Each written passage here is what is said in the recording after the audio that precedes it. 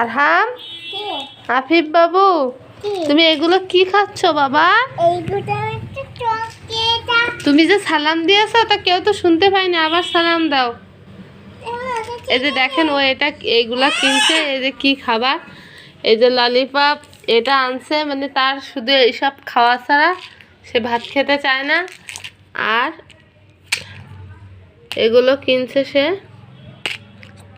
এটা আমি খুলতেই পারছি, এই যে খুললাম বাবা। কি দেখেন মানুষ বিক্রি করার জন্য কি সিস্টেম করছে, মানে চকোবিনগুলো কৌটোর ভিতরে দিয়েছে, দিয়েই তো বাচ্চারা মানে যেভাবে আকর্ষণ করে আর খায়, দোকানদার এবং যারা ব্যবসা করে তাদের সেই হচ্ছে ডিসিশন, সেই বুদ্ধি। আর তারা মনে করে একই জিনিস প্যাকেটে বিক্রি করে, আবার কিন্তু এটা হচ্ছে আপনার হচ্ছে এগুলো ইসে মানে এই কৌটোর ভিতরে করে দিয়েছে, মানে বাচ্চারা অনেক সময় প্যাকেটের খাবার নিতে চায় না। তো এটা আকর্ষণ বাড়ানো ছাড়া আর কিছু না। তবে আপনারা অবশ্যই আপনাদের বাচ্চাদের এইসব খাবার দিবেন না, আমি বলি, কারণ আমি এইসবগুলো কিনে দিতে একদম পক্ষপাতী না।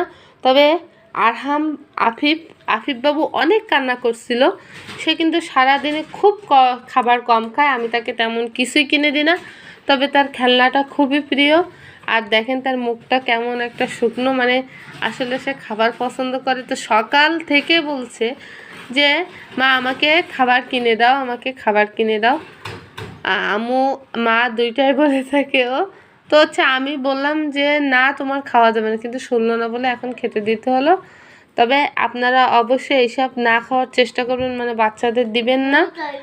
আর দেখেন এই জিনিসটাও একদম ভালো না কিন্তু এইসবগুলো।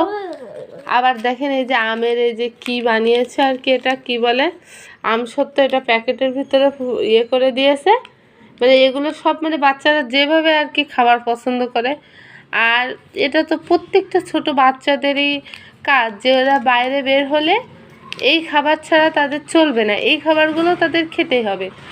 আমাদের মতো মা বাবারা অসহায় হয়ে পড়ছে, কিনে দিতেই হবে। কি করবো এটা? এটা আমি ছিলতে পারি না, তুমি ছিলে খাও।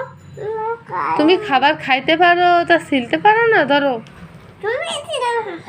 আমি ছিলে দেবো। সত্যি? আচ্ছা তাহলে সবাইকে আল্লাহ হাফেজ দিয়ে দাও। বলো পরের ভিডিওতে আপনাদের সাথে দেখা হবে। বলো লাইক কমেন্ট শেয়ার করবেন,